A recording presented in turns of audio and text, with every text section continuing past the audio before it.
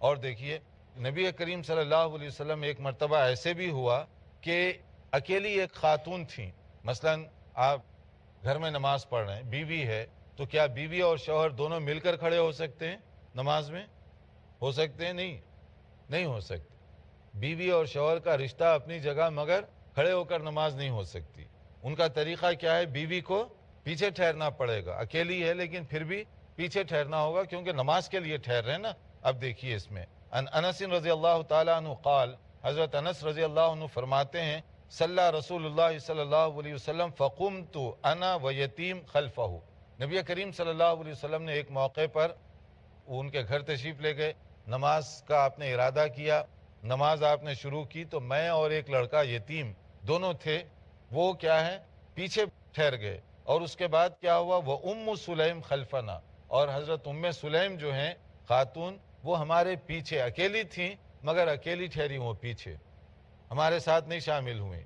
تو نبی صلی اللہ علیہ وسلم امام کے طور پہ آگے، دو آدمی پیچھے جو مقتدی ہیں، اور ان کے پیچھے خاتون، تیسری خاتون۔ یعنی مطلب اس کا یہ ہوا کہ جماعت گھر میں بھی آپ کر رہے ہوں، یا ایسے لوگ ہیں کہ جو گھر میں فیملی ممبرز ہیں، آپ کی بہن ہے، بیٹی ہے، وغیرہ وغیرہ، تو ان کے لیے بھی اجازت نہیں ہے کہ آپ کی صف میں آ کے ٹھہرے، پیچھے ٹھہرنا پڑے گا ان کو۔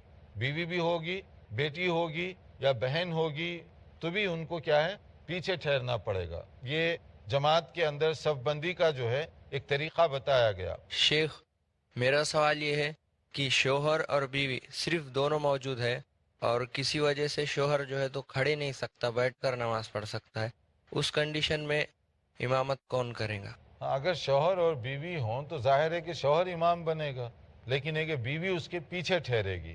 اگر آپ کھڑے ہو کر نہیں پڑھا سکتے تو آپ بیٹھ کر چیئر پر بھی نماز پڑھ سکتے ہیں، یا ٹیبل پر، یا جو بھی جیسے آپ کمفرٹیبل فیل کریں۔ جو پیچھے فالو کرنے والے ہیں وہ اپنی نماز صرف آپ کو فالو کریں گے پیچھے ٹھہر کر، آپ ہی امام بنیں گے۔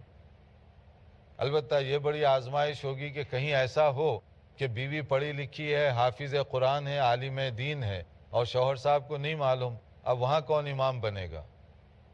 اگر بیوی جو ہے حافظہ ہے، عالمہ ہے، شوہر صاحب کو کچھ صورتیں یاد نہیں ہیں، تو مسئلہ کیسے بنے گا پھر؟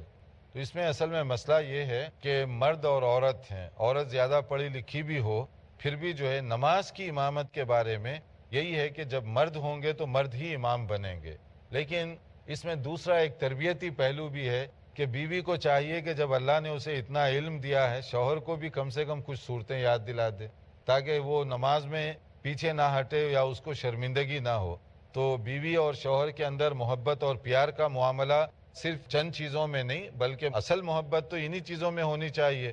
تو اس کا طریقہ یہ ہے کہ بیوی اگر کچھ صورتیں زیادہ پڑھ سکتی ہے تو وہ شوہر کو پڑھنا سکھا دے، اور اسی طرح شوہر کو کچھ باتیں زیادہ معلوم ہیں اس ایریے میں وہ بیوی کی مدد کر دیا کرے۔ یہ بھی ایک انڈرسٹینڈنگ ہونی چاہیے شوہر اور بیوی کی۔ ہمارے ہاں جو عجیب و غریب ہے، گھر کے کام کاج، کپڑے دھونا، پکانا کرنا، بس یہ بیوی کی ذمہ داری ہے۔ اب وہ پڑھی لکھی ہے یا نہیں ہے اس کا کوئی فائدہ ہم اٹھانے کے لیے تیار نہیں ہے۔ یہ کلچرل چیزیں ہیں۔ صحیح تو یہ ہے کہ اللہ نے اگر اسے کوئی ہنر دیا ہے تو آپ اس سے فائدہ اٹھائیے، اور اللہ نے آپ کو کوئی ہنر دیا ہے، بیوی کو اس کا فائدہ اٹھانا چاہیے۔ یعنی کھانے پینے اور گھریلو کام کاج سے ایک قدم آگے بھی جانا چاہیے۔